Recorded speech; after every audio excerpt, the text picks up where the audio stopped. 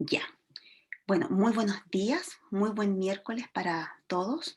Como ustedes saben, nos reunimos todos los primeros miércoles de cada mes en esta sesión que tanto nos gusta para reflexionar y pensar y asombrarnos, porque este año es el año del asombro, ¿verdad, Macarena? En torno a las artes y las humanidades. Así es que yo le voy a dar la bienvenida a todos en nombre de la Dirección de Atención Primaria, de la doctora Marta Sinio, y en nombre del Centro Humanidades, que representa en este minuto Macarena. Así que te doy el pase, Macarena, para que presentemos a nuestra invitada maravillosa que tenemos hoy. Gracias, Claudia y Paula. Bueno, muy contentas nosotros como Centro de Humanidades Médicas de que ha llegado nuevamente un miércoles, el primer miércoles del mes, donde reservamos este espacio para reflexionar en esta locura del hacer, ¿cierto? Reflexionar sobre algún tema interesante. Hoy día vamos a abordar el asombro desde una temática que es la temática de la inmigración. Pero antes de presentar a nuestra invitada, queremos preguntarles a ustedes qué entienden por diversidad cultural, porque si hay algo que distingue lo que es inmigración, ¿cierto? Este fenómeno que impacta mucho en todo sentido es la diversidad cultural. No sé si alguien quiere decir qué entiende por diversidad. Acá no hay respuestas ni buenas ni malas, simplemente es para saber qué es lo que piensan ustedes con respecto al tema. Tal vez alguien quiera escribirlo en el chat, también es posible, para que lo escriban ahí el que no quiera hablar. Es una pregunta intensa como para comenzar la mañana, pero yo creo Claro, que pues nos ayuda a reflexionar. para saber, por ejemplo, qué cosas positivas puede tener la diversidad cultural, qué desafíos puede plantearnos, em, ¿por qué queremos, por qué estamos en esta pregunta? Porque, bueno, diversidad se relaciona mucho con la temática de la inmigración. Efectivamente, nuestro país ha recibido inmigrantes en distintos momentos de su historia, personas que sabemos que han dejado huella, que han pasado a formar parte ya del colectivo de cierto país. La Jime, que está acá presente, que es historiadora y que nos ha hecho varias charlas, ¿cierto?, sobre la colonia, nos puede decir que en un principio Chile recibió muchos inmigrantes hispanos, luego siguieron inmigrantes europeos del Oriente Próximo, y recientemente hemos recibido una inmigración proveniente de los países latinoamericanos, usualmente los limítrofes, ¿cierto? Con motivaciones distintas para llegar a Chile, han sido diversas, económicas, políticas, por conflictos bélicos, pero sobre todo lo que nos ha caracterizado ahora es que vemos un país más diverso culturalmente. Por eso invitamos hoy a Báltica Cabieses. Báltica es directora del programa de estudios sociales en salud, PROESA, del ISIM, y específicamente queremos conversar con ella para comprender, observar qué debemos comprender del fenómeno migratorio y su relación con la salud pública. Voy a presentar brevemente a Báltica. Báltica es enfermera matrona, es diplomada en docencia universitaria, magíster en epidemiología, PhD de Health and Science, profesora visitante de la Universidad de York, co-líder de Lancet Migration para Latinoamérica, coordinadora de la Red Chilena de Investigación en Salud y Migración, RECHISAM, con líneas de investigación muy interesantes. Ella investiga sobre inequidad social en salud, sobre salud en personas inmigrantes internacionales y participación de pacientes en salud. Báltica, muy buenos días después de esta presentación. Para ti, ¿qué aspectos son los más asombrantes de estos desafíos planteados por la inmigración? Cuéntanos un poco. Hola Macarena, muy buenos días. Buenos días a todos y a todas. Es una enorme alegría estar con ustedes hoy conversando sobre la migración y su relación con la salud pública. Estoy muy honrada de que me hayan considerado para estos coloquios que para mí son espacios de mirar hacia adentro en un mundo en el que estamos siempre hacia afuera, en el hacer. Así que tomar un tiempo para respirar hondo y repensar y mirar hacia adentro me parece que es un regalo. Así que no solo felicito la instancia de estos coloquios, Macarena, Paula, Claudia y a Susana, y a todos quienes estén involucrados, sino que también agradezco el honor de poder ser parte de ellos. Bueno, para mí, la migración como fenómeno social, y digo fenómeno y no problema por un énfasis importante de no poner la migración como algo negativo, es un fenómeno social que existe desde que existe la humanidad misma en este planeta. Para mí hay tres aspectos que más me asombran en la era de la migración actual.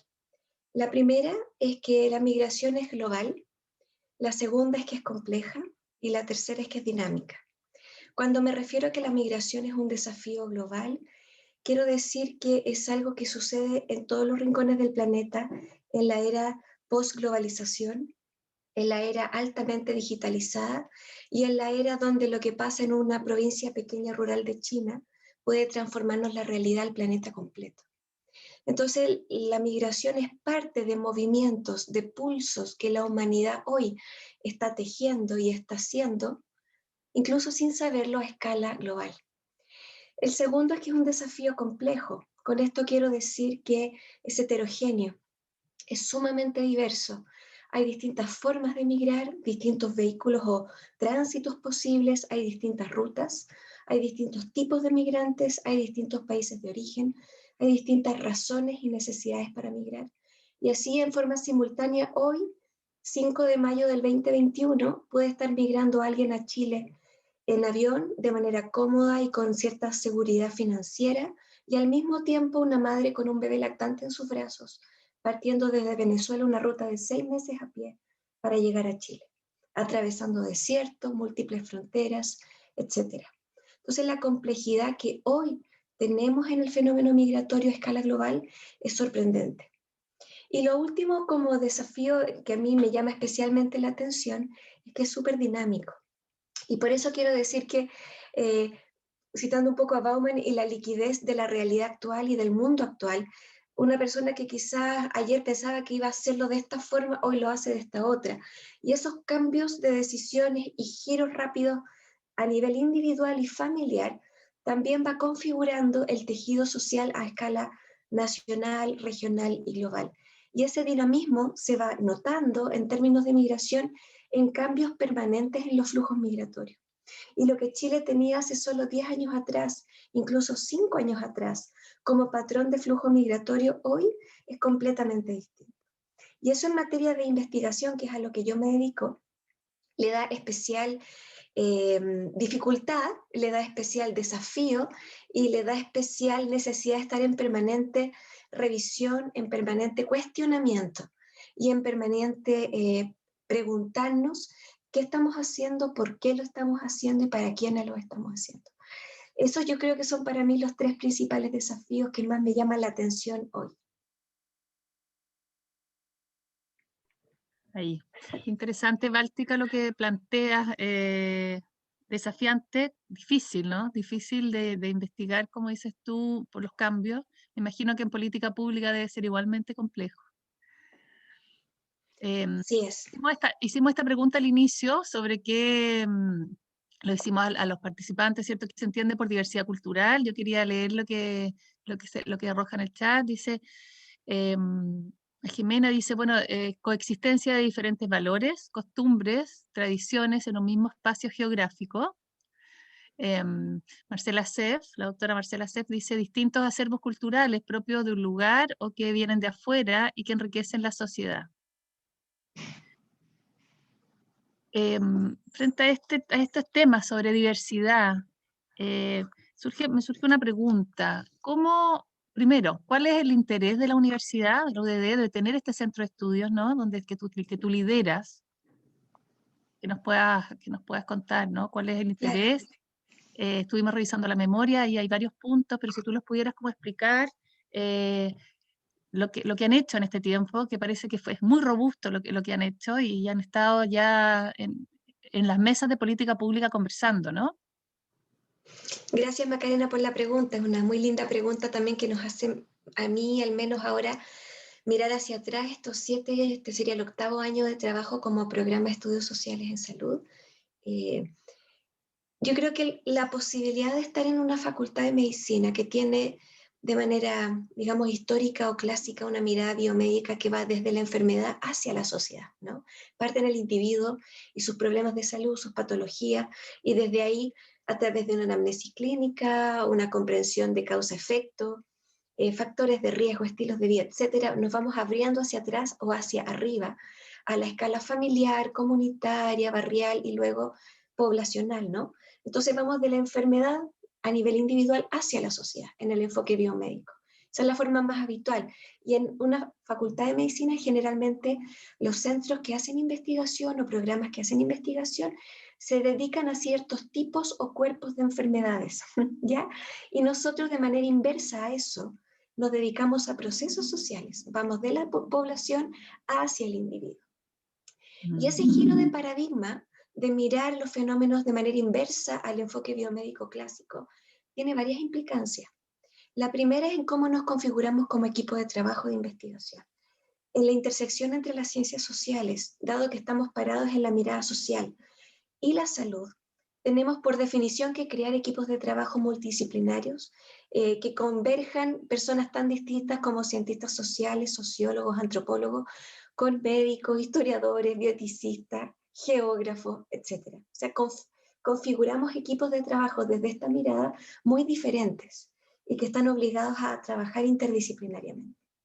Como consecuencia de ello, desarrollamos técnicas y metodologías de investigación mucho más amplias que las que de manera clásica la investigación clínica realiza. Incorporamos técnicas de las ciencias sociales para investigar procesos sociales que impactan en salud. Y eso nos ha llevado en el tiempo, por ejemplo, a desarrollar cada vez con más fuerza estudios mixtos y multimétodos, donde buscamos hacer converger paradigmas cuantitativos y cualitativos de investigación, con técnicas y metodologías ad hoc para ello. Y eso no es fácil porque hay que entrenarse en formas de pensar, de recoger datos y de analizar diferentes. Entonces siempre eso nos está desafiando.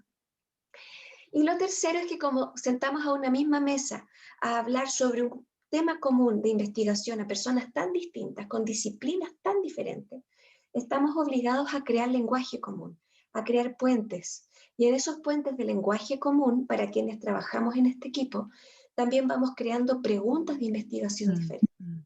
Y esas nuevas preguntas nos hacen, en nuestra opinión, en estos ya 8 años casi de trabajo, lo que hemos observado es que creamos preguntas más complejas, más profundas y más ricas que se acercan de mejor forma a los fenómenos en la realidad. Y yo creo que ese es como resultado final el efecto más importante, porque mientras mejor sea el estudio en tanto reflejo de la realidad, más fácil es su transferencia de posibles soluciones, acompañamiento o apoyo a la realidad de las personas que lo están viviendo. Gracias, Báltica. No sé si Claudia me puede permitir compartir pantalla. Está permitido. Mira, solo mientras vamos conversando, yo quiero mostrar acá, tú hablaste del equipo, ¿cierto? Para dimensionar todo lo que hace este equipo y a lo mejor también para que las personas puedan, todos los que estamos acá presentes, pensar en preguntas. Esta es la memoria del año pasado, ¿no? Este es el equipo que hablaba Báltica, ¿cierto? Es un equipo bastante grande, Báltica, el que tú lideras. Sí, somos 8 jornadas completas equivalentes, 4 completamente dedicadas a docencia de pregrado principalmente, apoyamos enfermería y otras carreras como terapia, obstetricia y algunas cosas que nos piden en medicina. Y hacemos mucha extensión, tenemos muchos cursos, diplomados, apoyos en el doctorado del ICIP de Innovación y Salud en Medicina. Hacemos mucha docencia, la mitad de nuestra jornada es docente. Y la otra mitad, otras 4 jornadas completas equivalentes, son dedicadas completamente a investigación. Entonces, en la práctica, somos un holograma de 4 jornadas completas divididas en varias personas, porque no todos tienen jornada completa, para desarrollar la investigación que desarrollamos. Eso quería yo recordar un poco este programa, que me parece que es un orgullo que lo tenga la universidad, ¿no? Distingue a la universidad. ¿Qué es lo que nos puedes tú decir con respecto a la relación entre salud, que es lo que nos convoca hoy día? Estamos ante profesionales de la salud, particularmente de salud pública, y el tema de migración. ¿Cuáles son los grandes como... el tema es enorme, ¿no? Pero ¿cuáles serían como los grandes desafíos? ¿De qué manera lo abordarías tú acá en este conversatorio? ¿Cómo orientar al tema de la diversidad? Porque me imagino que acá todos los presentes tienen sus propias nociones, ¿no es cierto?, con respecto a lo que es inmigración, la diversidad. Esto también arroja una serie de dificultades al sistema de atención. Sin duda. Mira, pensaba primero recoger las dos definiciones que se entregaron sobre diversidad cultural que me parecieron preciosas y fascinantes, y quizás desde ahí conectar con tu pregunta, Macarena, si te parece bien. La primera definición, que fue de Jimena, si no me equivoco, súper interesante, la coexistencia de distintos grupos. Hay harto que decir sobre solamente eso, en términos de reflexión. Lo primero es decir coexistencia. Habla de grupos humanos distintos entre sí, que tienen cohesión interna, pero que al mismo tiempo tienen fronteras simbólicas externas que los hacen separarse de otros, ¿no? Y que están ocupando un territorio, como decía Jimena, geográfico común. El encontrarse en un tiempo y en un lugar particular, grupos o comunidades distintas entre sí, genera enormes desafíos, y si bien parece ser algo de la era moderna, ocurre en la humanidad desde que estamos aquí. La existencia humana antropológicamente está caracterizada porque el ser humano es un ser social, se organiza en grupo.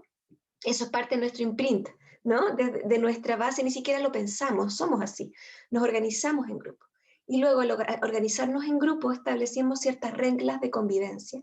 Y en esas reglas de convivencia, en el tiempo, construimos historia, costumbres, prácticas, identidad y símbolos que vamos conformando como cultura en el tiempo, ¿no? Y esa cultura particular de esa comunidad pequeña, pensemos, 10 siglos atrás en forma tribal, hoy en la era moderna mucho más compleja, hace que coexistamos con identidades mucho más grandes, como ser santiaguino, por ejemplo. Pero dentro del ser santiaguino coexisten en esa gran categoría infinitas posibilidades de subcomunidades que están interactuando entre sí en esa gran categoría. Entonces, la dimensión multinivel de lo que hoy entendemos como grupo también nos da complejidades y nuevas formas de identificarnos con unos y con otros, pero también de tensionarnos. Y la definición que daba Jimena, muy interesante porque se acerca mucho a la definición desde la antropología y la sociología de multiculturalismo, que es en un espacio, digamos, Estado, nación o sociedad, la coexistencia simultánea de distintos grupos culturales que se respetan y que viven en una relación horizontal entre sí. El desafío desde el punto de vista de la sociología crítica o la antropología crítica es decir, bueno, pero ¿cómo saltamos a que esos grupos que comillas se respetan, ¿no? Se encuentren y rompan esas murallas simbólicas entre sí para crear identidades comunes que nos permitan salir de los desafíos que hoy tenemos en la era de sociedades modernas a sociedades de mayor bienestar, de mayor salud poblacional, porque esas fronteras generan también diferencias y brechas entre unos y otros en términos sociales y también de salud. Esta relación de vivir en forma tribal y con reglas e identidades y culturas propias también se permea en salud pública a las distancias que se crean en resultados de salud, estilos de vida, formas de sanar, relación con los sistemas de salud en salud pública. ¿Ya? Entonces el vínculo es muy estrecho, pero es muy impalpable, porque no pensamos mucho sobre eso, pero está cuando yo como pastel todos los días, porque a las 4 de la tarde me junto con mi vecina y en mi ratito para hablar de mí. Y sin el pastel no me junto, entonces el símbolo del pastel, que a 10 años me va a provocar diabetes, es demasiado poderoso para mí, para dejarlo. Ese es solamente un ejemplo. Entonces, conectar desde el entendimiento de lo social y comunitario, cultural, digamos, los procesos que hoy están impactando en salud pública es una tarea pendiente gigante, gigante en materia de salud. ¿Ya? Y la otra definición, perdonen que me extienda, pero es que me entusiasma, entonces tú párame, Macarena, cuando tú quieras. La segunda Está definición... perfecto, solo yo quería saber, después vamos a volver a preguntar sobre esto que tú, lo primero que dijiste, que es fascinante, lo que pasa en la consulta médica, ¿eh? Después vamos a volver. Volvamos después, porque estoy hablando todavía más de lo social Sí, poblacional, pero sí, podemos sí, sí. volver. Tengo algunas cosas que compartir sobre eso. Y la segunda definición que olvidé, el nombre de quien lo hizo, que lo agradezco un montón. La Marcela Cerf. Marcela, gracias por tu definición. Me pareció fascinante el énfasis o la intensidad de tu definición de la mirada de cómo la diversidad que llega de fuera. Y me pareció tan interesante porque hay dos cosas que quiero señalar sobre eso brevemente. Lo primero es la idea de que Chile ha sido un país homogéneo culturalmente. Y eso es absolutamente absurdo. Pero lo hemos construido. Los chilenos somos tal. Y ignoramos que antes de eso, antes del colonialismo, fuimos mucho y muy diverso, ancestralmente hablando. Y que además eso no ha desaparecido, sino que se combinó, se integró, se plasmó, estoy usando un lenguaje delicado, ¿no? Con la era de la inmigración europea, que tuvo ciertas características eh, y ciertos efectos, ¿no? En lo que hoy somos como país, como Estado-nación, como cultura chilena. Entonces la idea de que Chile es un país homogéneo es algo que tenemos que cuestionarnos profundamente desde cómo surgimos y desde lo que éramos antes de, también en términos territoriales, ancestrales. Y luego el olvidar el sincretismo cultural, que es que todos somos un conjunto de muchas cosas. Cada uno de nosotros, si no hiciéramos un test genético desde un punto de vista de ancestría, tendríamos proporciones de todas las posibles etnias del mundo, o prácticamente todas, aunque sea una gotita asiática, pero tenemos algo. Y una proporción europea, una proporción de pueblo indígena, etcétera, etcétera. Entonces la idea del sincretismo cultural viene a que volvamos a recordar que no somos homogéneos, sino que somos más bien una mixtura preciosa, única, que nos compone como chilenos que somos. Por una parte. Y por otra parte, la idea de la diversidad que viene de fuera es cierta, porque en el momento en que empezaron a llegar más en número migrantes a Chile, pero además más variados de países de origen y por lo tanto de culturas, se generó una mayor intensificación de la tensión o choque cultural entre esta supuesta homogeneización de lo que somos los nacionales y las personas que venían llegando con otras prácticas, culturas y creencias. Entonces, si de alguna manera reflexionamos y quebramos la idea de que somos todos iguales en Chile y reconocemos nuestra propia diversidad, también se nos puede hacer más fácil darnos cuenta que quien llega de fuera también es único en su diversidad, pero que también tenemos un montón en común. Un montón en común. De hecho, en términos genéticos, somos todos idénticos como en un 99,8%. Y lo que nos puede ir haciendo diferente es más bien nuestra historia, nuestra vida, lo que nos ha tocado vivir, los modelos de crianza, los países donde vivimos, un país, por ejemplo, como Haití, donde no hay atención primaria, donde el sistema de salud está fracturado y no responde, donde la mortalidad materno-infantil todavía es de la que Chile tenía 3 siglos atrás. Bueno, esa persona que llega acá, obviamente va a llegar con una construcción de lo que es un sistema de salud súper diferente a lo que Chile es capaz de ofrecer. Además de los temas de idioma, que son los obvios, quiero ir un poquito más allá de eso, ¿no? Porque los venezolanos también hablan español, pero también tienen otro sistema de salud y también viven ese choque cultural y esa tensión. No porque compartamos el idioma, vamos a estar mirando y pensando y sintiendo las cosas de la misma manera. Entonces quería recoger esas dos cosas para hablar de multiculturalismo y la necesidad de avanzar hacia la interculturalidad, que todavía es un ideal, en primera parte. En segunda parte, hablar de la diversidad desde fuera y tensionarla con la diversidad desde dentro, como aporte a las definiciones tan importantes y tan pertinentes que se dieron. Entonces, Macarena, ¿tú querías que yo hiciera algo ahora que ya olvidé? No, mira, bueno, primero contarte que en el chat nos han estado comentando, la Marce dice, bueno, nieta de inmigrante, ¿no? ASEF. Así Es un es. poco lo que tú hablabas de esta diversidad desde dentro también. Uh-huh. ¿Ah? ¿Qué pasa con los inmigrantes cuando se quedan? Em, a raíz de todo lo que tú estás contando, tan interesante, ¿no? Y de este país que efectivamente, ¿no es cierto?, con la creación del Estado-Nación, empiezan estos conceptos de que somos más homogéneos, qué sé yo, los símbolos patrios, para unir, ¿no es cierto?, a este país, y que no es tan así. Tú hablas de los desafíos de esta inmigración o diversidad que es global, que es compleja, que es dinámica, y frente a esta audiencia que somos profesionales de la salud, ¿no es cierto?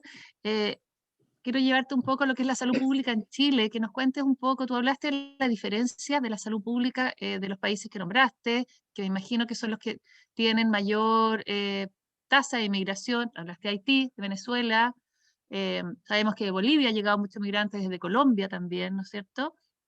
¿Cuál es la diferencia? O sea, ¿qué caracteriza el sistema de salud público chileno? Primero, del resto de América Latina, ¿no es cierto? Eh, y la otra pregunta es, ¿qué podemos hacer nosotros como salubristas públicos, ¿no?, para acercar este vínculo con las comunidades diversas? Qué buenas preguntas, Macarena, gracias. ¿Cómo acercar? Me lo estoy anotando para no olvidar. Características del... Hay dos niveles, ¿no? Uno es la salud pública, que va más allá del sistema de salud. La salud pública se construye en las comunidades, en las casas, en los hogares, en la vida cotidiana, en el trabajo. Entonces la mirada de salud pública va mucho más allá que solo el sistema de salud. Eso quería señalarlo, para que cuando yo hablo de salud pública estoy hablando de sociedad en definitiva, de la vida cotidiana, del Transantiago, de la vivienda, de cómo calefaccionamos cuando hace frío, de lo que elegimos comer cuando estamos contentos. Salud pública en términos bien amplios, como desde la medicina social, incluso la crítica. Y luego está el sistema de salud, que es un componente de la salud pública muy importante, pero que tiene ciertos muros que tienen que ver con el énfasis que tiene en prevención, diagnóstico, tratamiento y rehabilitación.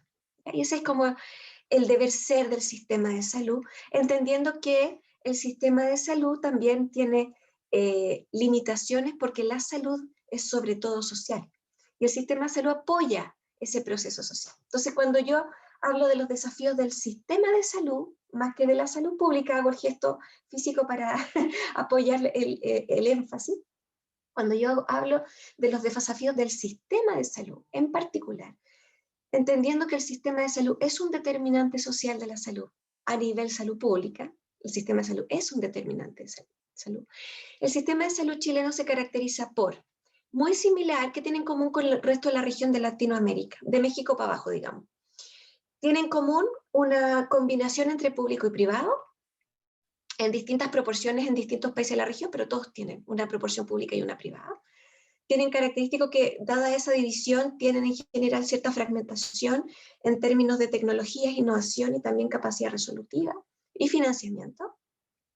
Tienen los desafíos de perfiles epidemiológicos de países en general de mediano y alto ingreso. Hay poquitos países de bajo ingreso en la región. Chile ya es de alto ingreso, con un perfil epidemiológico desde el punto de vista demográfico, país envejecido o en vías de envejecimiento rápido, y el perfil epidemiológico que le conlleva eso de enfermedades crónicas principalmente, pero también con la complejidad de que, como somos abiertos, modernos, de cara al mundo, globales, también tenemos las complejidades de reemergencia de enfermedades infecciosas, por ejemplo, que considerábamos erradicadas, pero que en estos flujos permanentes de personas se van reactivando. Tenemos el desafío de la conexión entre el nivel primario y secundario. Tenemos el desafío de lo que se llaman cuellos de botella, falta de especialistas, faltas de resolutividad, de complejidad, incluso ambulatorias de baja carga, pero que van quedando aconchadas. Y hoy, en era de 1 año y medio de pandemia, para qué decir todo lo que se está quedando atrás, y la intensificación de otros temas fundamentales y también pendientes, como salud mental. Eso es como para hacer como un panorama súper general, y tanto más que decir: gasto de bolsillo, el exceso de la necesidad de píldoras mágicas en lugar de entendimiento y conexión con el propio cuerpo, las dificultades de ITS en jóvenes en Chile, lo desconectados que estamos con los adolescentes y jóvenes de nuestro país, la poca complejidad, sigo pensando en el sistema de salud, el poco entrenamiento que tenemos en diversidad sexual, en multiplicidad y diversidades culturales, lo poco que nos están entrenando en acercarnos a otros distintos a nosotros, a generar encuentros interculturales significativos, que finalmente son encuentros humanos en contextos de salud, pero son encuentros humanos. Entonces, ¿cómo nos estamos entrenando en eso? ¿Cómo nos estamos entrenando en la era digital? Con todo lo que eso nos puede ofrecer en términos de resolutividad. Pero ¿cómo no perdemos de vista que es el ser humano el centro, y no lo digital, así como en algún momento lo administrativo perdió de vista al ser humano, o la gestión? ¿Cómo hacer que lo digital tampoco pierda de vista al ser humano? ¿Cómo volver a poner esas cosas en su lugar y en su prioridad justa? Estoy hablando así en forma súper libre de las cosas que yo identifico como principales de lo que es el sistema de salud chileno hoy y sus desafíos principales para mí. O sea, cortar gastos de bolsillo, cortar desprotección financiera en torno al sistema de salud, etc. Y en esas grandes desigualdades, brechas pendientes estructurales que tiene el sistema de salud, llegan los migrantes y como ya habían deudas, y esto ocurre a nivel mundial, hay grupos de personas que, por razones a veces de experiencias personales legítimas, dicen que el influjo de aumento de migrantes pudiera ser una de las causas de que el sistema esté tensionado hoy. Eso es algo que se escucha. Miren, yo vengo estudiándolo hace 15 años, lo escuchaba y lo leía en otros países, y lo escucho ahora en Chile desde hace unos 8, 10 años. Y se escucha mucho porque como hay deudas históricas del sistema de salud, y además se tensionan con llegada de más personas, es natural sentir que como primero partamos por casa antes de venir a darle la acogida a otros. Y eso yo creo, no voy a entrar en las soluciones de eso así rápidamente porque es complejo, pero yo creo que lo que nos muestra es que nos muestran nuestros propios dolores, nuestras propias deudas, que estaban de antes. La Red de Naciones Unidas para Migración, cuando empezó la pandemia en marzo del año pasado, lanzó un comunicado en el que ponía algo que voy a parafrasear, pero muy cercano a esto, que decía: en la era de desafíos y crisis sociales y sanitarias, usar a los migrantes como chivos expiatorios es una reacción natural y muy instantánea y racional de todos nosotros. Tenemos que salir de la emocionalidad y de la irracionalidad para avanzar en espacios donde nos veamos unos a otros como seres humanos y busquemos soluciones que sean conjuntas, sin excluir a nadie. En la frase de salud universal, salud para todos y para todas. La lógica de cobertura universal en salud que se viene buscando hace décadas y que todavía no se conquista prácticamente en ningún país. Entonces, estamos en una época súper compleja y el sistema de salud chileno tiene desafíos extraordinarios que ya venían de antes y que están tensionados y a los cuales se les suman nuevos. Estamos en una era de un sistema de salud tensionado por su capacidad de respuesta, por sus desigualdades estructurales, por sus dificultades de resolver problemas emergentes, por su baja comprensión de la diversidad de sus poblaciones, y en una era en que tiene alta capacidad digital, pero poco encuentro humano en esa capacidad digital para poder acercarnos y crear respuestas compartidas. Y ahí vuelvo un poco al tema, Macarena, del box de atención. Nosotros estamos trabajando solo como línea específica en salud de migrantes, pero por ejemplo Alexandra, que es antropóloga, trabaja en el mismo equipo la línea de salud integral de adolescentes y jóvenes. Está súper dedicada con varios proyectos simultáneos en el tema de adolescentes, corporalidad, diversidad de género y sexual y el riesgo de ITS, particularmente VIH. Entrar ahí, entender, y lo que uno encuentra es increíble, porque uno, desde la generación que a uno le tocó nacer y crecer, no imagina cómo ellos están entendiendo la relación con su propio cuerpo. El VIH no es un tema porque es una enfermedad crónica como la diabetes, como la hipertensión. O sea, hay otras cosas que en su construcción social o cultural son más importantes que el riesgo, por ejemplo. Son cosas que para nosotros son impensables porque en los 80 el VIH mataba. Entonces, para nosotros que estuvimos en los 80, aquellos que estén aquí que estuvieron en los 80, el VIH dejó una marca, dejó una huella con fuego de riesgo para la vida, que queda en nuestro registro. Pero en la era nueva eso no está. Entonces tenemos que acercarnos a ellos y repensarlos y conectarnos con ellos para establecer respuestas que sean más efectivas. Y para eso el encuentro intercultural, nosotros lo hacemos con migrantes, lo hacemos con adolescentes, pero hay tantos más, tantos grupos más con los que tenemos que acercarnos y comprender. Y ahí el box de atención es crítico. Qué interesante todo lo que estás hablando. Me quedo con un tema que dentro de estas dificultades, ¿cierto?, que tú planteas, de estas deudas en el fondo que tiene el sistema, eh, ¿de qué manera tú crees que la formación de los profesionales de la salud debiera, porque hay un tema de formación, ¿no es cierto?, de cómo podemos apoyar a los profesionales de la salud en esta formación frente al otro, a la diversidad cultural? ¿Qué crees tú que podría enriquecer la formación de los profesionales? Sí, mira, Macarena, yo Para creo abrir que esa mirada. sí, yo creo que hay varias cosas que se pueden hacer, algunas se están haciendo, yo creo que hay cosas que se están haciendo súper bien y que hay que reforzarlas, y hay otras que hay que sumarlas, definitivamente.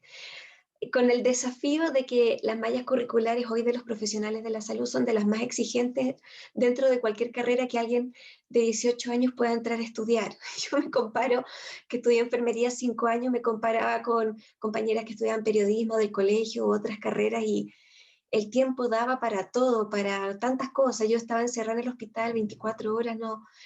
El entrenamiento es bastante exigente ya. Entonces el desafío de ver cómo integrar nuevas cosas no es menor. Pero aún así, cosas que yo creo que se están haciendo bien es que no importa en la universidad en que uno estudie, se cree una sensibilidad por la salud pública, porque la salud pública hoy en Chile responde al 80% de nuestra población. Entonces, tener una sensibilidad de comprender lo que es la salud, aquí hablo en términos de redes asistenciales, no de medicina social, en el sistema de salud, el sistema de salud público, a eso me estoy refiriendo. Y generar una sensibilidad de una vocación de servicio país en la salud, que no solamente esté supeditada al privado, sino que también al público, yo creo que es una tarea importante, esa sensibilidad. La otra es que yo creo que hay que seguir reforzando temas de comunicación en salud, en el box de atención, pero también comunicación social. Eh, Algunos de los que están formándose hoy les va a tocar crear campañas preventivas a escala nacional de cualquier cosa.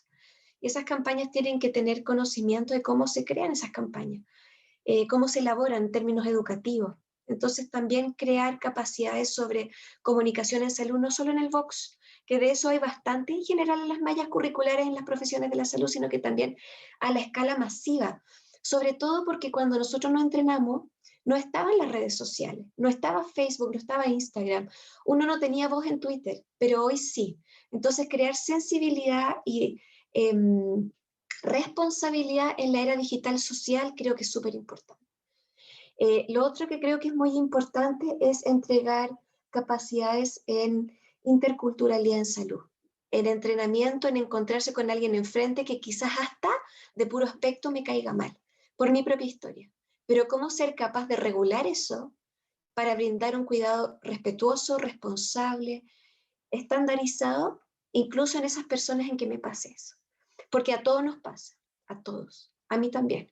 A mí también hay tipos de personalidades, de formas, de lo que sea que me pueden costar más en conectar. Pero tengo que conectar para ayudar a cuidar y a sanar. Y si no conecto y me doy cuenta de que tengo una limitación, tengo que tener la responsabilidad de derivar. Pero no generar enganches con atenciones donde el individuo es un número más, sino que tengan el llamado es a que sean encuentros humanos significativos. Porque si no, los temas de adherencia baja, los temas de que llega la mujer colombiana con su bebé y le damos una lista de indicaciones que culturalmente les dan lo mismo y no van a volver, se van a seguir repitiendo. Entonces lo que estamos haciendo hoy que no está funcionando, tenemos que dejar de hacerlo y tenemos que empezar a hacer otras cosas. Y para eso necesitamos competencias nuevas. Y lo otro, yo creo que lo mencioné brevemente antes, toda la capacitación digital con sensibilidad humana, porque es tanto lo que podemos hacer en era digital, tanto. Pero ¿cómo lo hacemos para que genere, que se despierten cosas en el otro? Ahora mismo yo puedo estar hablando esto y quizá algunos de ustedes están viendo su celular o están mirando la tele, o cómo una persona que ni conocen puede crear una conexión digital con otro que sea significativa, que te deje pensando, que te mueva, que te haga recordar tu propia historia, que te haga saltar el corazón. Esas son cosas que tenemos que trabajar. Probablemente me faltan cosas, pero todo el tema de interculturalidad en salud gigante. Y el tema del mundo global yo creo que también es importante.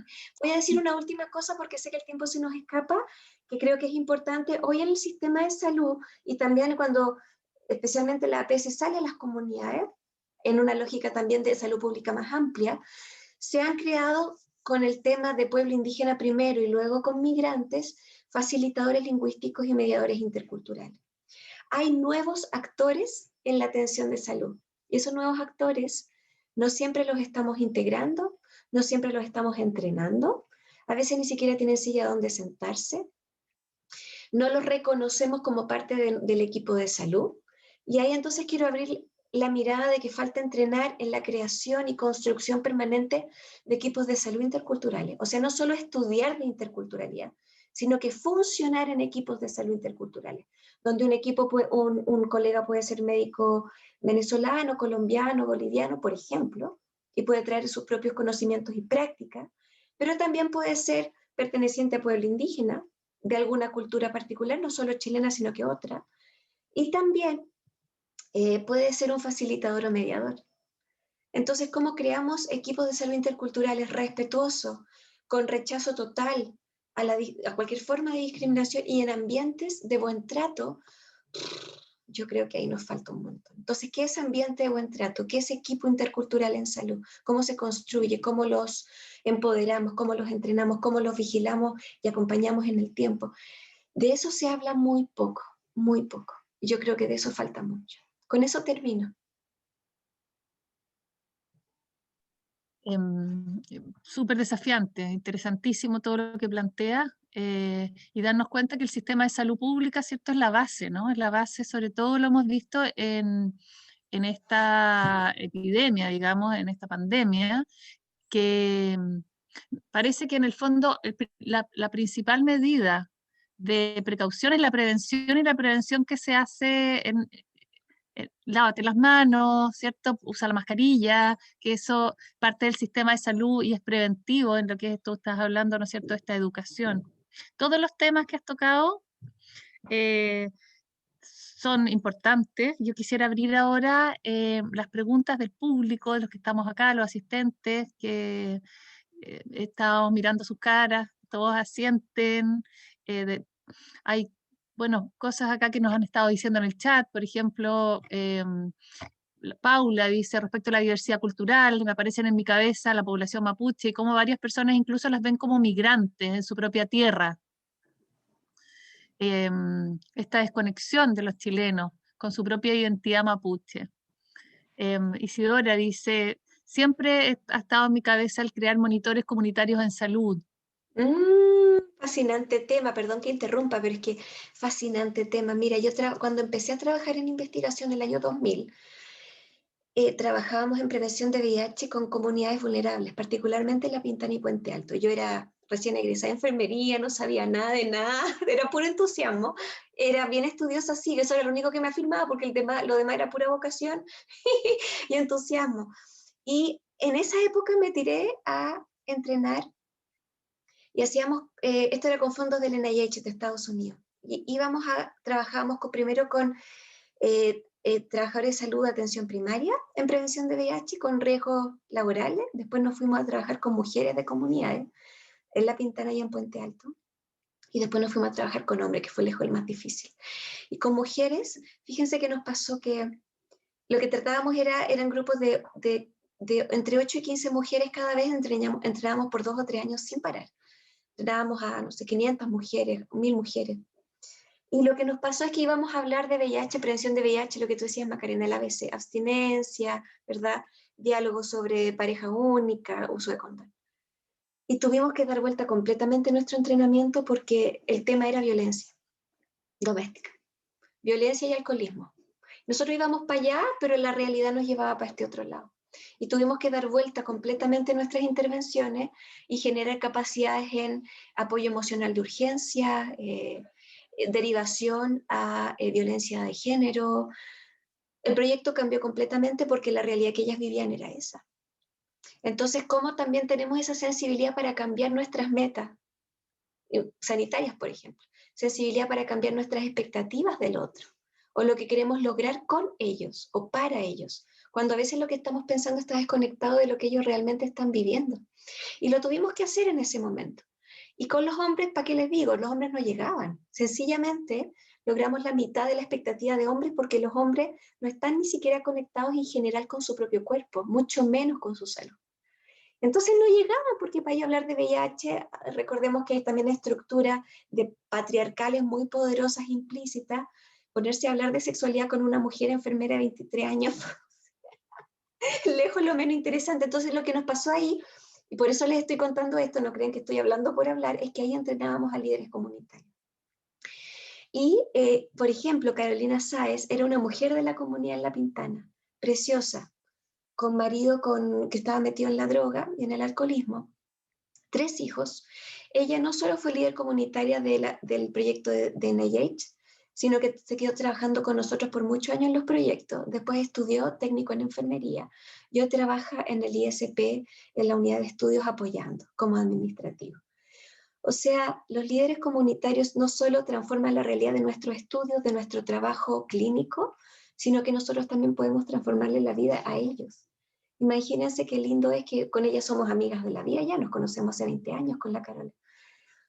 Y es una de las personas que yo más quiero, más significativas en mi vida, pero lo es porque conocí a una mujer fuerte, poderosa, valiente, que dio vuelta a su vida a través de un pequeño proyecto que logró algunas cosas, otras no las logró, pero que a través de estos liderazgos se logró no solo transformarle la vida a una persona, sino que también esa persona modela a las demás mujeres de su comunidad respecto de que la vida se puede cambiar y de que se puede ser feliz o de que se puede vivir sin violencia, entre otras cosas.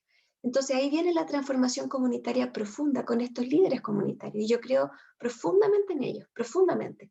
Yo creo más en los líderes que en mí misma, en términos del impacto que se puede tener en la salud comunitaria. De todas maneras, porque lo he vivido en carne propia y lo he visto. Así que gracias a quien hizo el comentario, porque es súper importante lo que está diciendo. ¿Qué más nos han dicho acá? Muchas cosas. Marcela Sef dice, importante destacar que en el PROPAE, pacientes simulados, hay actores, por ejemplo, de Haití, lo que enriquece la formación de nuestros alumnos. Sí, yo de hecho hace unos años he venido conversando sobre eso con la Soledad, ¿cierto? Se llama Soledad, no me estoy equivocando el nombre, ¿verdad? Ya. Soledad, Hemos sí, conversado, y la Alejandra Rubio. claro, hemos estado conversando sobre todo con la Soledad sobre eso y ha sido una preocupación súper grande de la Facultad de Medicina UDD el estar como al pulso de estos cambios y de generar estos pacientes simulados, también incluyendo personas de Haití. Y yo creo que es súper bueno porque la población, la Ale Rubio, sí, exacto, gracias Marcela, porque la población de Haití genera una cara de una persona distinta a mí, pero de ahí el desafío es seguir avanzando y yo felicito que se haga, que paciente simulado lo esté incluyendo. Yo creo que es algo inédito, probablemente que muy pocas universidades lo están haciendo. Pero también el desafío es salir de ese rostro, de ese perfil humano que es el haitiano o haitiana con estas características y recoger a los otros, que nos pueden parecer más cercanos, pero que también tenemos distancia. Y con todos ellos de manera compartida, eh, luego de reconocer esas distancias, reconocer todo lo que tenemos en común. Y ahí yo me quedaría harto, harto. Yo creo que es súper importante, porque lo que nos surge humanamente, naturalmente, es primero ver lo distinto. Su color de piel, su idioma, su acento. Le introduce alimento a los 2 meses, debería ser a los 6. Entonces, las diferencias son lo que primero nos salta. Pero después de esas diferencias cuando seguimos entrando en esas capas superficiales, vemos el mundo inmenso que tenemos en común. Y cuando vemos ese mundo inmenso en común, es que creamos las conexiones verdaderas y significativas. Y ese yo creo que es el camino, y es el camino que hemos aprendido nosotros en investigación.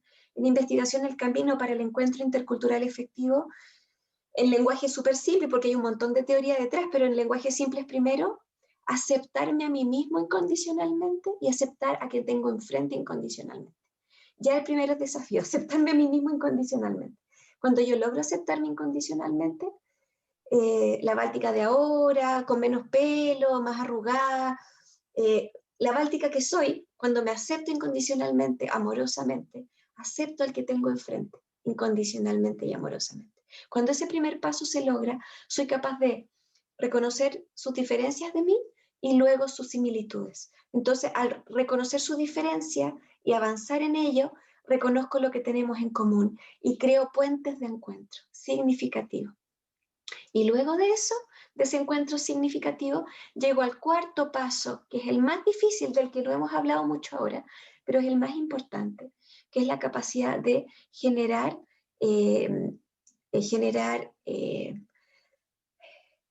indicaciones, no quiero decir indicaciones, pero generar terapias o encuentros en común de lo que se va a hacer, soluciones terapéuticas comunes, compartidas. Entonces, toda la toma de decisión compartida en salud viene de ahí. La mediación en salud. Entonces, si usted le va a seguir dando a los 2 meses alimento, galletitas de vino, porque es lo que su mamá hacía y su abuelita hacía, ok. ¿Qué tal si? Entonces yo salgo de mi rigidez de que a los 6 meses empieza a alimentar al bebé y me abro a que el otro empiece a los 2 meses y busco encontrar puntos de encuentro donde en la mediación ambas partes se den. Probablemente quien tiene que partir cediendo soy yo, porque el otro además no necesariamente siente que me necesita. Y yo quiero que siga viniendo para el control de niños sanos y ese bebé de 2 meses siga hasta los 9 años conmigo, para apoyarlo, para cuidarlo, para acompañarlo, porque esa es mi meta a largo plazo. Entonces, si yo le sigo diciendo usted lo está haciendo mal, no le puede dar a los 2 meses, estoy cortando esos canales, porque me estoy quedando en la diferencia y no estoy avanzando a los encuentros de temas en común para pasar al último momento, que es la mediación. Y entrenamiento en mediación, pucha, que es importante, porque son capacidades complejas que hay que seguir entregando y que hay que entregar para poder llegar a ese momento de indicaciones en salud compartida. Báltica, dentro de este tema, ¿hay algún libro, alguna película, algún video en YouTube, algún recurso? Porque nos queda tan corto esta hora que estamos conversando contigo, pero algún material que podamos seguir mirando para que podamos seguir profundizando en este tema. Mira, hay hartas cosas. Hay una película que se me olvidó el nombre ahora, que se hizo en Europa, que nos contactamos con su director y le pedimos que hiciera como un pequeño tráiler para nosotros. Y hasta eso en proceso, súper patúa, llegamos y escribimos el código. Bueno, hay hartas cosas de lo que nosotros hemos producido. Todos nuestros libros son de uso público, gratuitos, descargables en internet. Hay un libro que lanzamos el 2017, si no me equivoco, creo que fue, o 2019, ya se me confunden los años, que es sobre testimonios reales de personas migrantes y de equipos de salud del nivel primario y secundario, y son testimonios, creo que son como 45 o 50 testimonios reales de personas migrantes en APS o en secundaria y de trabajadores de la salud de APS y secundaria en este encuentro intercultural con población migrante. Se llama ¿Y eso Testimonio. está alojado en qué web? ¿En la web de ustedes? Todo está en el repositorio UDD, pero si ustedes ponen en Google repositorio UDD Cabieses, por ejemplo, van a encontrar todos los libros, incluyendo este de testimonio. Y lo que hicimos es que estos testimonios los escribimos en un formato y después les pedimos a distintos expertos que los comentaran, desde un punto de vista bioético, antropológico, sociológico, de ciencia política, etcétera, de medicina social. Entonces, ese libro de testimonio yo creo que es de fácil lectura, además es como bien amigable, es como de bolsillo. Uno lo puede ir leyendo en un trayecto, qué sé yo. Y también tenemos muchos conversatorios, montones de conversatorios sobre interculturalidad y pandemia, sobre salud mental e interculturalidad, sobre racismo, xenofobia y discriminación en Chile. Tenemos montones. Yo tengo una hojita en Word donde tenemos los links de todas esas cosas ordenadas y si quieren se las comparto a ustedes, Macarena, y ustedes las comparten Fantástico, quienes las quieran, con total libertad. fantástico. Podría servir. Súper. No sé si hay alguien de acá que quiera hacerle alguna pregunta con el micrófono abierto a Báltica. Nos quedan 4 minutos, 5 minutos. Dejamos aquí abiertas las preguntas. Báltica. Hola, un gusto Hola conocerte. Isadora. ¿Tú podrías compartir tu mail para hacerte algunas consultas sobre cosas o Claro para que poder sí. comunicarnos contigo? Sí, lo voy a poner ahora mismo en el chat. Por supuesto que sí, ningún problema. Me demoro a veces en contestar solo por sobrecarga de tareas, pero no por falta de querer hacerlo.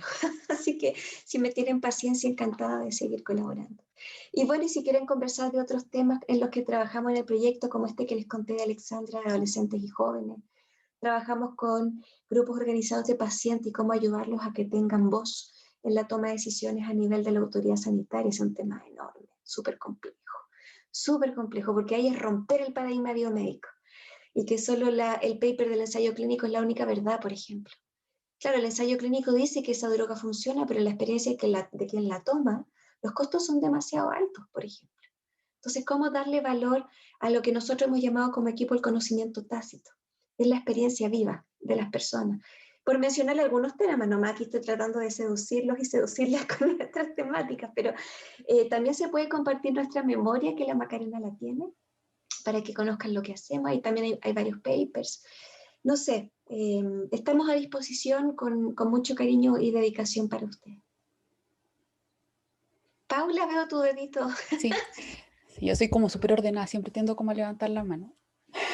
Bueno, agradecerte, Báltica, por esta maravillosa conversación que pudimos tener hoy día contigo. La verdad es que yo creo que represento a todo el equipo de APS en este agradecimiento y en decir que no quiero decir problema, pero voy a poner la palabra problema porque va a sonar contradictorio, es que se nos abren muchas ventanas en nuestro cerebro de muchas cosas que nos dan ganas de hacer con ustedes. La verdad es que hemos avanzado un poquito antes en incorporar a los alumnos, ¿cierto?, a la clínica de migrantes, los alumnos de medicina, que esperamos que eso sea lo antes posible. Ojalá, Sí, por estamos favor, en porque eso. sí, porque es nuestro deseo participar en eso, y también no solo en migrantes, sino en todas las áreas. Ustedes, la verdad es que tú especialmente eres expertísima y la verdad es un honor poder tenerte en este coloquio, poder trabajar contigo. Tenemos algunas cosas pendientes y me voy a atribuir una cosa, no lo he conversado con mi colega acá, con Claudia. eh, ¿Existe la posibilidad de enviar a alguien de nuestro equipo como a formarse un poco con ustedes o a poder hacer un link de conexión más potente desde atención primaria? Por supuesto que sí. De hecho, desde que existimos como equipo, recibimos alumnos en práctica de pregrado y recibimos a investigadores jóvenes.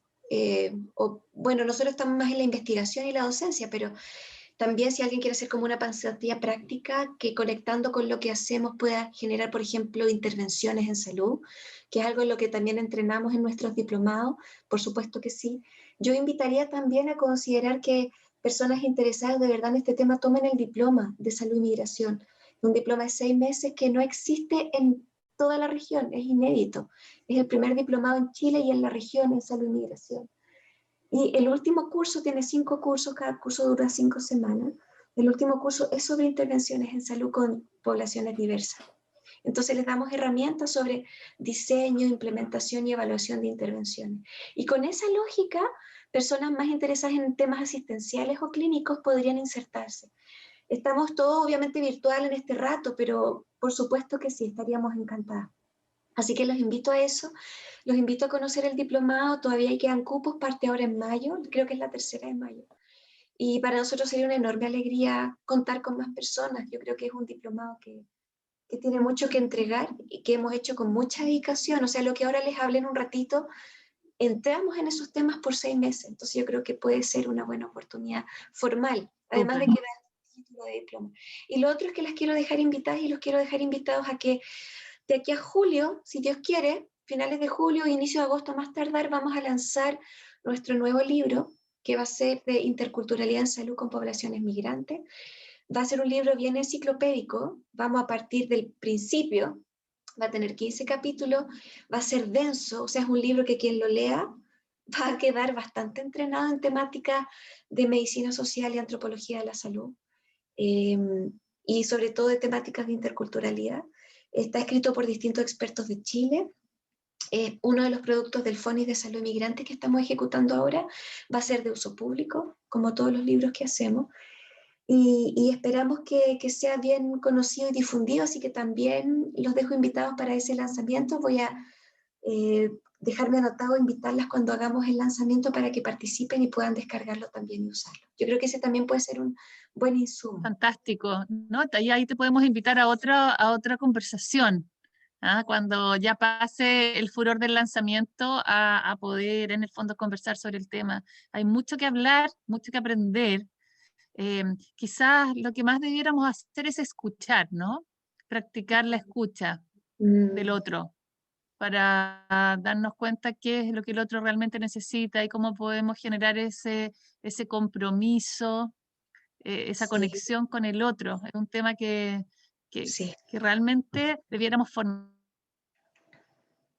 Báltica, te hiper agradecemos porque sabemos que eres muy ocupada. La Susana quiere decir algo. Yo antes solo quiero pedirles que, no sé si ahora, pero que respondan a una encuesta que preparamos precisamente para poder mejorar estos espacios, para poder escucharlas a ustedes eh, sobre qué les llegó más de este coloquio, de esta conversación. Después con el equipo les vamos a transferir ese link. Susana.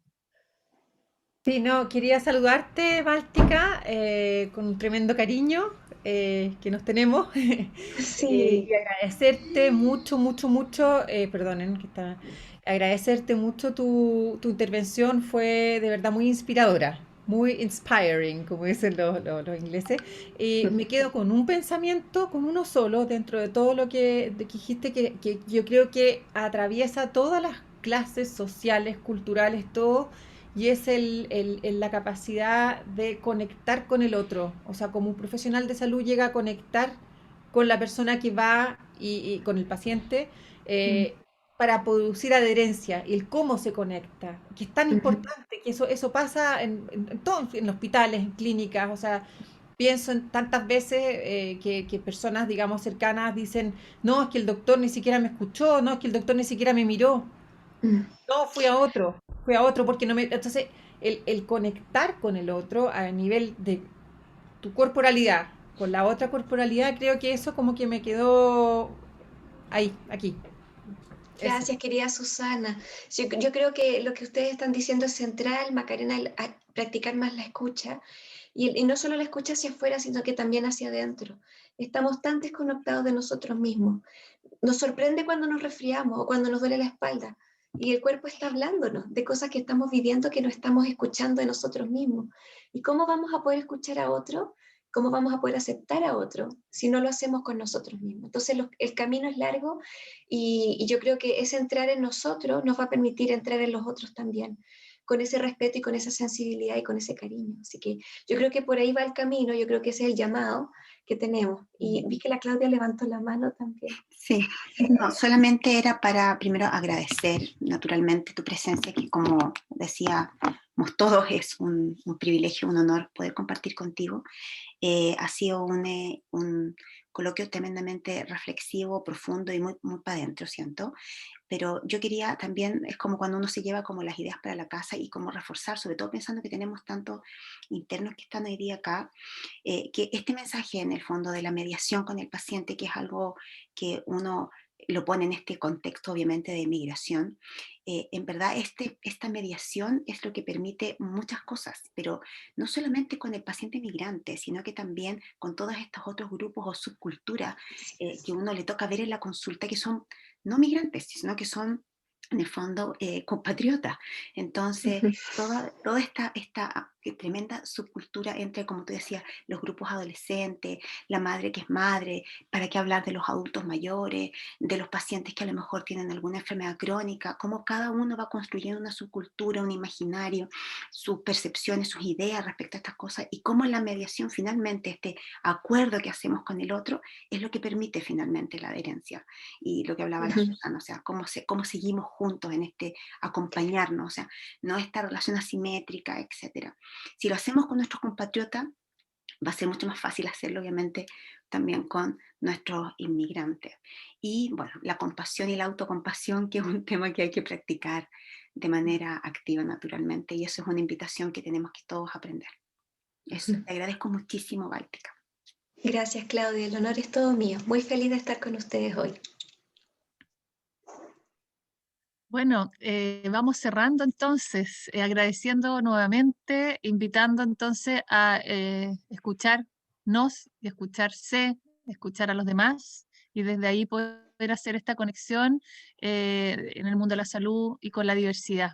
Un abrazo grande a cada uno, que tengan una excelente semana y un excelente día, y nos vemos ya en un mes más en otro coloquio para seguir conversando de temas que precisamente nos abren la mirada, porque como Centro de Humanidades este año lo que buscamos es asombrarnos, estar atentos y precisamente escuchar. ¿Ah? Un abrazo grande y buen día. Chao, chao. Gracias, que estén muy bien, chao. Adiós.